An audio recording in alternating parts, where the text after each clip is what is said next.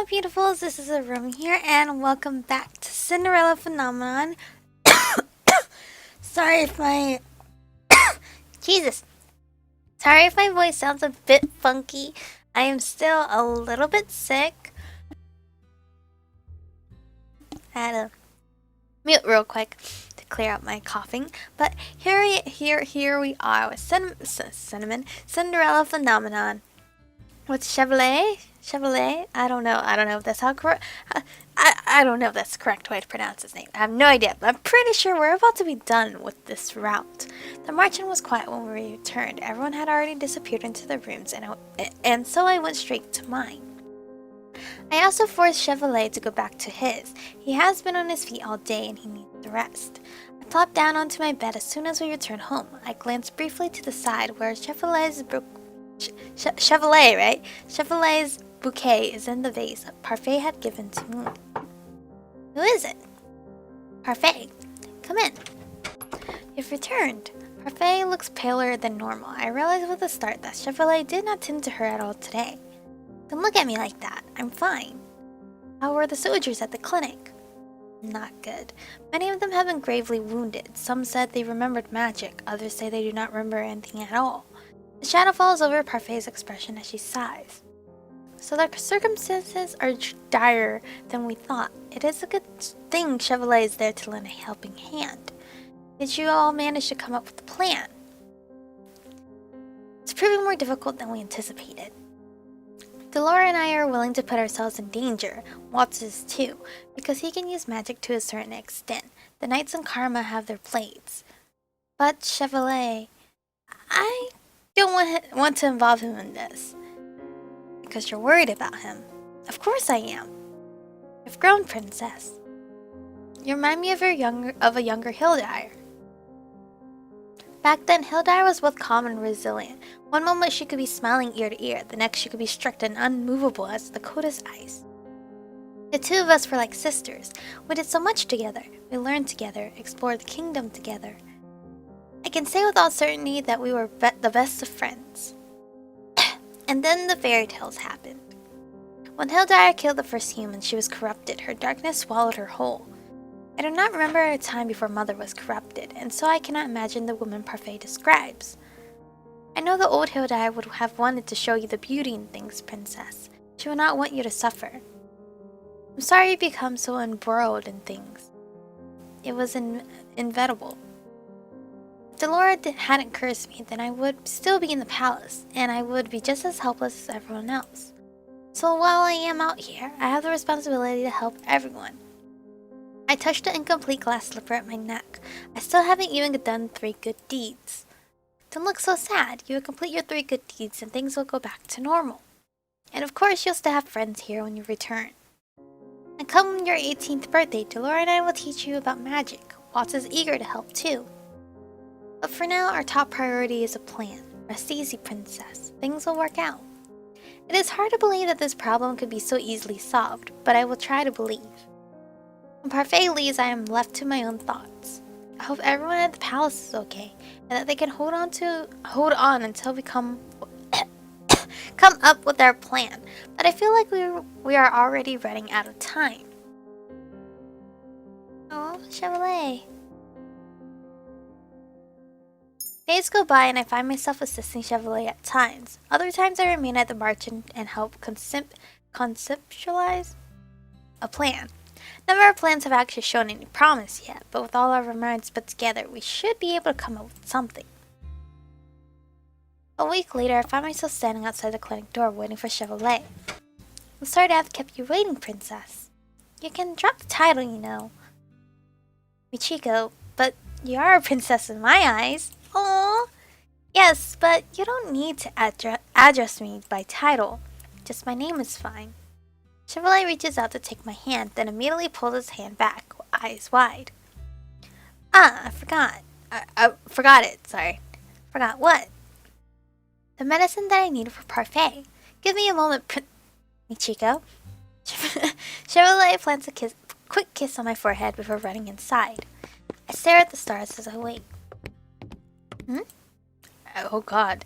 I turn but see no one walking around the plaza. I inch closer toward the door of the clinic as I take another look around. Boo. Hello? Hello, who are you?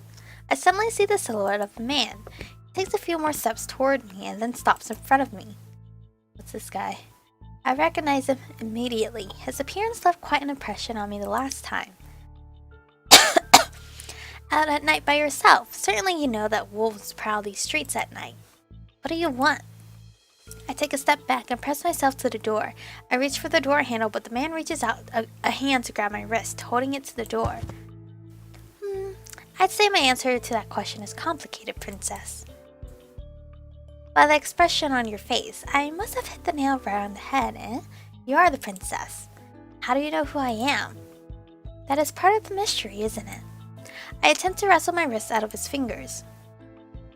We're not going anywhere quietly. What the hell? Oh god, I didn't realize how much we had of Chevalier. Scream for help. I refuse to go anywhere with him. I open mouth to scream, but before I can even breathe, the man's hand flies to my mouth. You're a disobedient one, aren't you? I struggle against his grasp. It does not take long for the grin to fall from his face. It is replaced with a look that lacks any amusement. I enjoy seeing you struggle, but I'm afraid we've been out here for too long. I bang my shoulder against the door, and a resounding creak follows my attempt. Oh yay, we did it! No more Mr. Nice Guy. The man opens a small valve right in front of my face. Something sweet wafts in the air, and I suddenly feel myself falling into darkness as I collapse. We attempted, honestly. We still got a star thingy, so I get jewel thing. Where am I? I glance around me. We're in my room. Hello? Hello? My room? I look around cautiously, checking to see if anything in my room is different. The last time I was here was before I was cursed. How is it that this room is the same? Sleeping Beauty has awoken. I move to stand up before realizing that my legs are numb. Shame to see you so easily tamed, princess, and here I thought you would be fun. I glance up to look at the man, who is now standing right at my bedside. How do you know who I am? Are you a witch? A witch? Me? Ha! He burst into laughter. I would rip the witches to shred if I could. If he could, then you're cursed. The man simply smirks at me but says nothing in response. He brushes the words aside with a gesture of his hand. Are you working for Mithras? Probably. I glare at his vague answer. My name is Varg, and I have been assigned to be your personal knight. Why do you remind me of Fritz? Every time I see him, I think of Fritz. But I don't think it's Fritz, right? I already have a personal knight. Oh, you mean Fritz? I got rid of him. Oh. No playing with the queen's daughter, Varg. Oh, who are you? Oh, that's Mithras?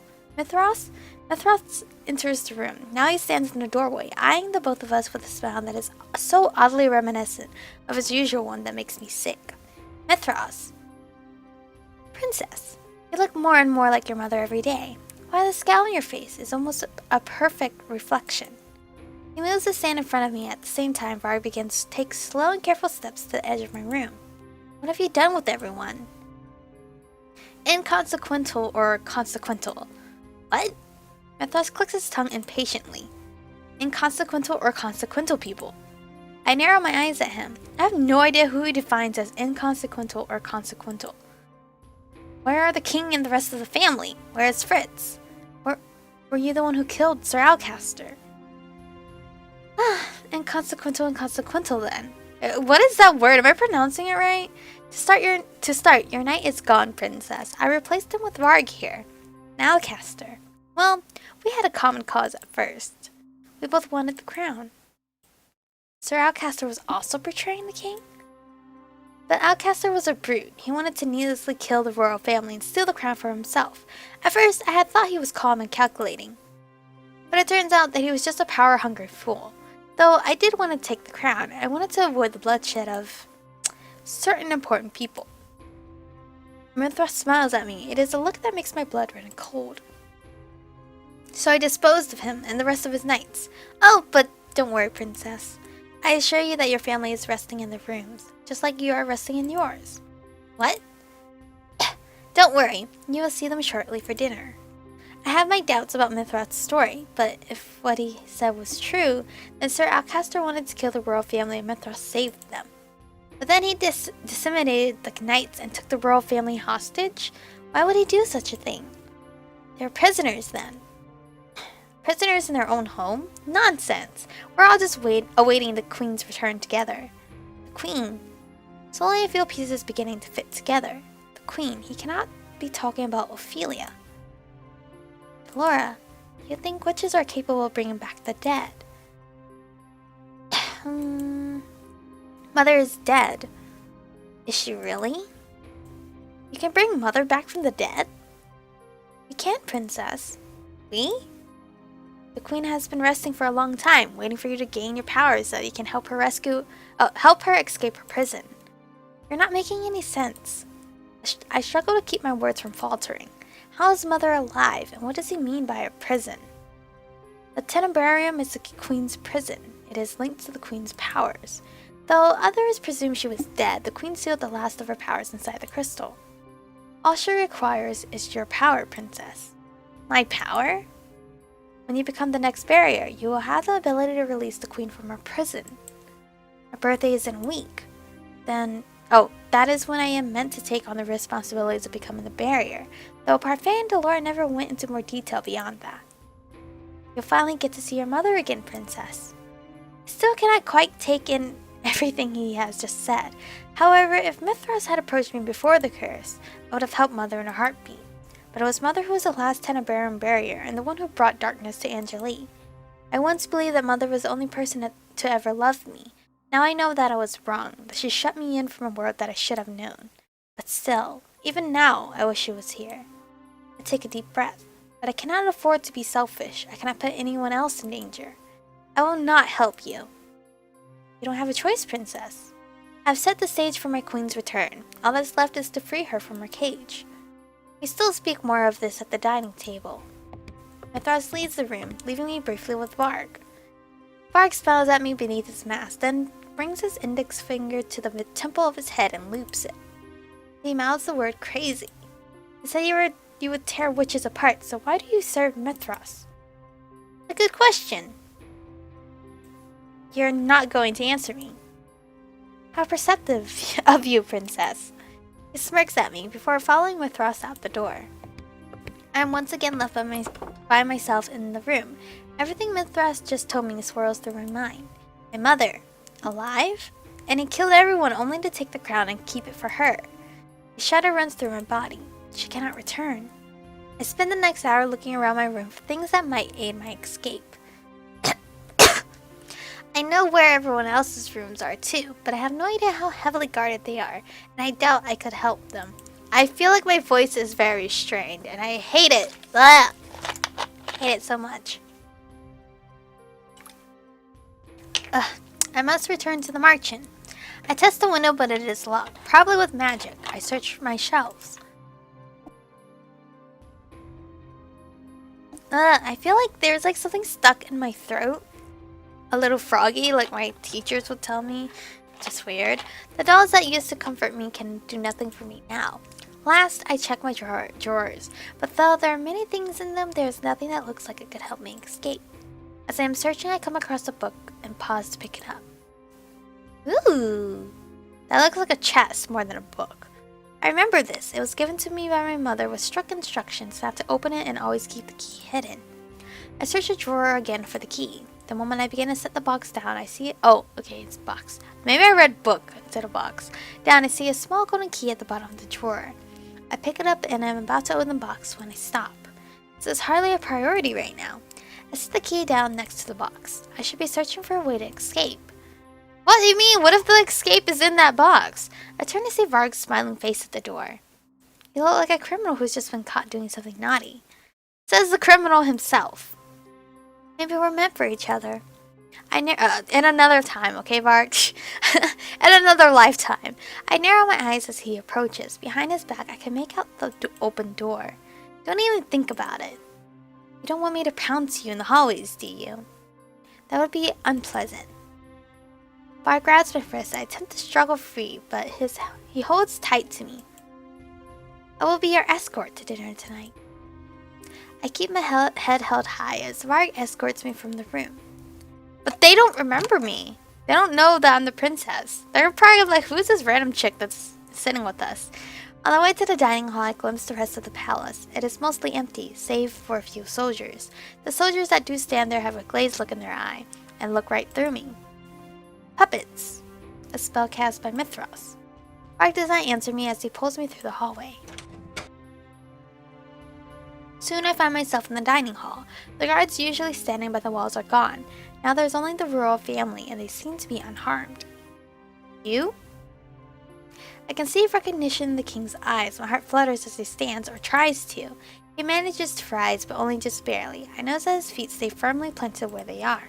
Everyone's bodies look exceptionally stiff. Is this some kind of spell? You're the girl that was outside my palace months ago. Mithras, what is the meaning of this? I notice that the king is not at the head of the table as usual. Everyone sits on the table's sides, except for Mithras, who is at the far end. The king's seat, however, is clear. I simply brought back the crowned princess. You should be thanking me, General. I have reunited with your daughter. My daughter? The king raises an eyebrow, clearly skeptical. I can see in his eyes that he is loath to trust anything Mithras has to say. The king slumps in his chair as Varg leads me to his seat just beside Rod. I notice Emmy sitting just to Rod's side. She forces a smile onto her face, but I can see tears gathering in her eyes. Allow me to offer a more formal introduction for our guest, even though you all know her.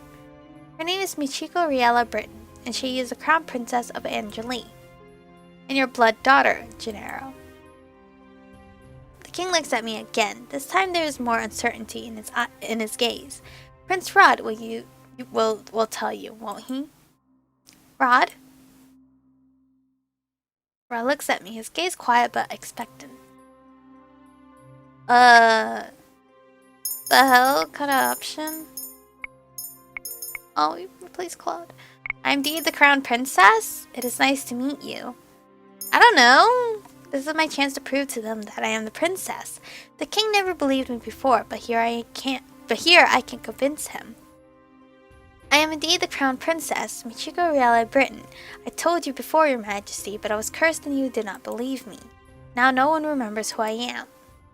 I would remember my own daughter. I flinch. A pained look comes onto the king's face as he stares at me. Mithras is smiling slyly at the end of the table, looking pleased by the further confusion I have caused. Is his purpose to only confuse everyone further? What kind of mind game is he playing? Gennaro, she is undoubtedly your daughter. That is why she is in the room that you have been taken care of. What?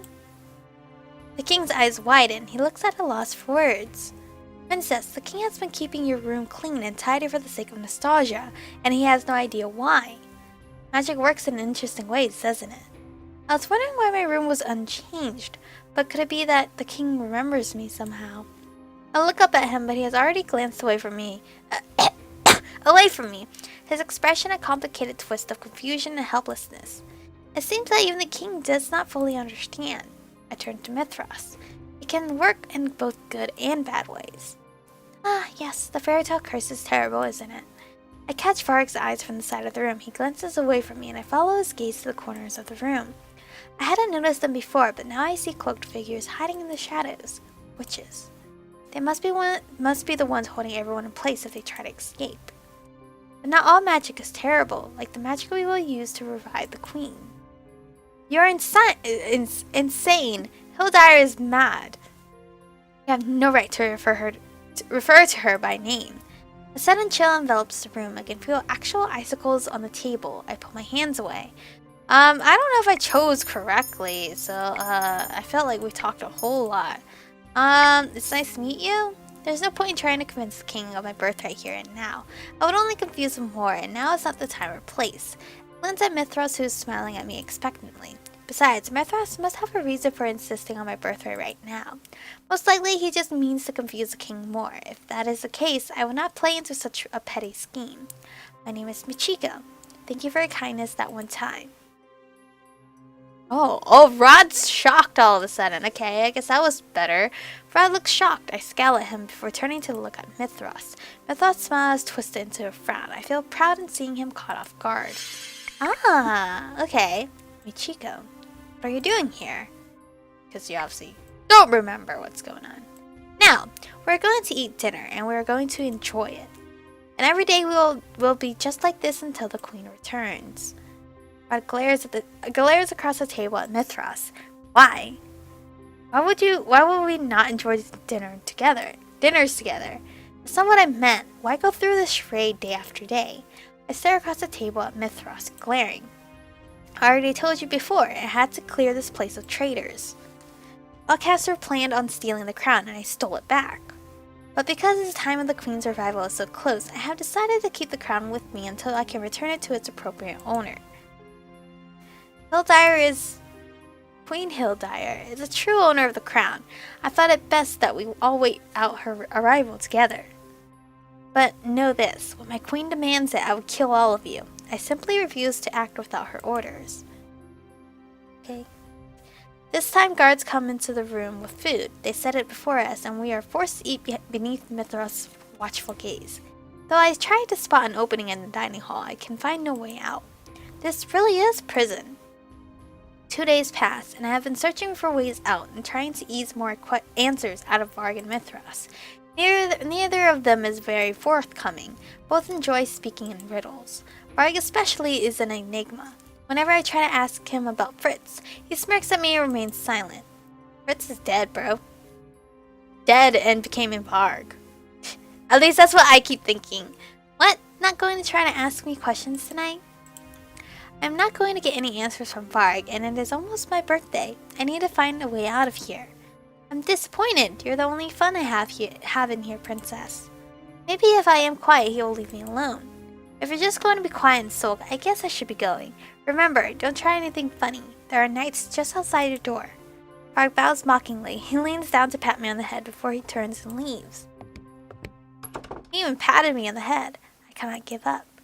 I once again begin my search through the room. Time is running out, and there is nothing I can do besides search for a way out.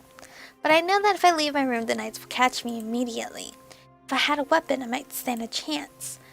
I put my fingers to my neck and remember what Chevalier, right?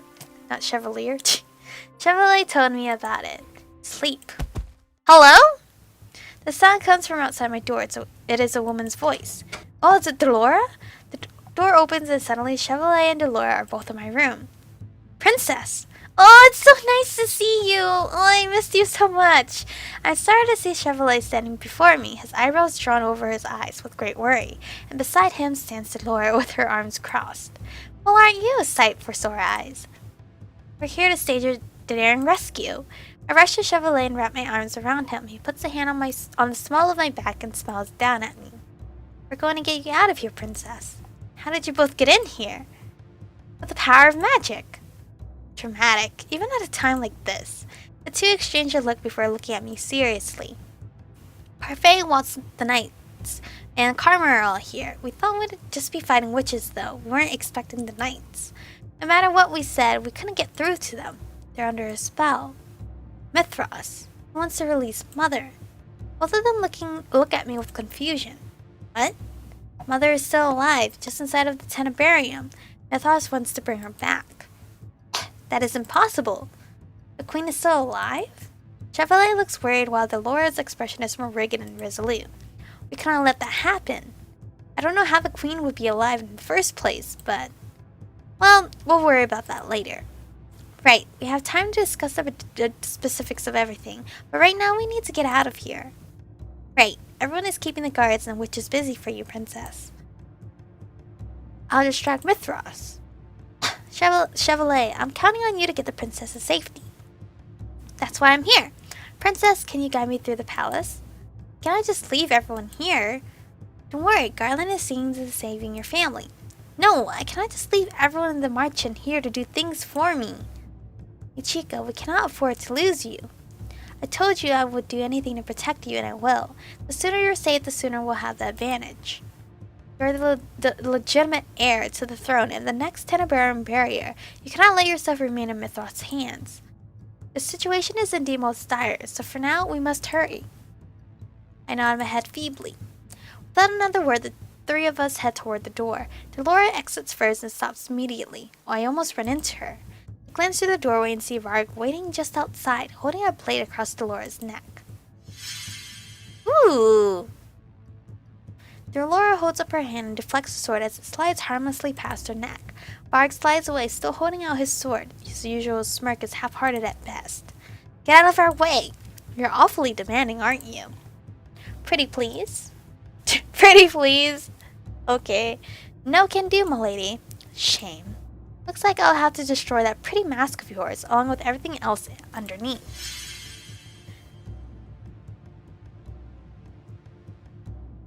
Delora holds up her hand and summons a wall of electric orbs. With a flick of her wrist, she sends him rushing toward Varg, who dodges with a surprising speed. Varg's movements appear sluggish, but I have seen his fast reflexes. He's playing with Delora, even though I do not think he has the advantage. He drops the sword, and for a few moments I feel Delora has the advantage. Then suddenly he raises the cane he usually holds at his side and taps it on the ground. Ooh! Did he slap her? It sounded like a slap. A burst of smoke escapes from the bottom of it, shrouding the room. An enchanted cane. You're not the only one with tricks up your sleeve. Delora! Chevalier, get her out of here! What are you guys doing? Let's go, princess. Chevalier takes my hand in his and begins to lead me away. I turn and glance at Delora and Varg and realize that while Delora is completely offensive, Varg does nothing but dodge. It is as if he is trying to buy time for something. I banish the thought from my head as Chevalier pulls me down the hall. Oh, hey Claude. How rude! Haven't you heard of chivalry? I spot Karma still in his dress, holding a sword out at the man in front of him. When the man lunges, Karma dodges back and grunts as his back comes to the wall. I suppose chivalry is dead then. He steps off to the side as the possessed knight attacks him with his blade. The sword catches his dress, but does not hinder him from stepping forward and aiming a jab with his sword beneath the knight's armor. The knight kneels, but the sword does not fall from his head. Sorry, holy crap, head. Karma looks up at us sharply. What are you doing standing there? Move! It takes me a moment to realize that just as I was frozen, so too was Chevalier. His face is as pale as he grabs my hand again and once again starts rushing me down the other end of the hall. Chevalier's steps are wider than mine, and I had to struggle to keep up, but the further we go down the hallway, the more apparent it becomes that there are too many obstacles in the way. We pass Jurian and Garland as we move too, and they manage to clear a path for us. These knights. Will they not stop moving until Mithras is defeated?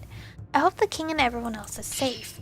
As we pass Jurian and Garland, I tell them where the royal family is, but I have no way of knowing if the words reach their ears amidst all of the sound. Chevalier? The stab wounds in the armor that I saw earlier were from the knights themselves, but why would they battle each other? What? The punctures in the armor that we saw at the clinic, stab wounds in the gut and at the arms. Chevalier's eyes are so distant, it is as if he's looking right through me. They need to keep moving. I take his hand and lead him. I don't know. I do not know what he's talking about, but we can talk about this later. Right now we have to escape. We're closer to the palace entrance when we see them. A group of knights stand in two lanes on both sides of the hall, facing each other. At the far end of the hallway stands a gaggle of witches, and in between them Mithras. My voice is so dying, but we're almost done with this episode. Good evening. Did you enjoy your stroll around the palace? Chevalier immediately moves to the stand in front of me. The cloudiness is gone. The cloudiness is gone from his eyes. But what leaves his mouth is not a demand, but a question. How could you do this? How? It was quite easy, actually. You know what I mean? Why would you make the knights fight one another? What a foolish question. Obviously, it is because they are inconsequential. On a stage, some pawns exist as easily replaceable extras. I am interested in keeping only the actors. In the grand scheme of things, the extras aren't needed. In fact, I can make them do whatever I need in order to get the best outcome. He snaps his fingers and the knights raise their swords. I tense thinking about the knights thinking that the knights are going to turn to us, but they never do. Here is an interlude for you to enjoy. The knights are attacking each other? That's what I figured when Chevalier was talking about it. The sound of metal ringing against metal fills the air. The knight's swords arc, dive, and stab. Mithras watches from behind them, the sly smile never leaving his lips. The two of us can only stand there, stunned into silence. It isn't long before we can see red. Oh, Jesus! The smell of blood begins to linger in the air as swords cut through flesh. Abruptly, I snap to my senses. I attempt to move forward, but Chevalier remains firmly grounded. Chevalier! I heard many things about the doctor working at the clinic. I heard that he was a volunteer who had assisted in helping the injured during the Great War. I also heard that until just recently he had been cursed. I knew immediately upon seeing you that you were that volunteer. I suppose it is unavoidable that you and the princess know each other, but to think you would be so close. Chevalier just stares blankly ahead. He looks almost like he is under a spell. His eyes are glazed. I continue to call his name. His eyes follow the sword movements of the knight, and he does not even spare me a glance. Hello? Have I unraveled the doctor? What? Not like mother. Okay. Well, too bad, guys, because this is where I'm stopping. Hello. Chevalier, don't listen to him. Yeah, don't. Because I don't know what's going on, dude. Anyway, this is where we're going to stop for today, because my voice is insanely dying out. I feel like it's dying out the further I record, so I'm not going to chance losing my voice before work. But anyway, thank you guys for watching. Stay beautiful, and I'll see you guys in the next one.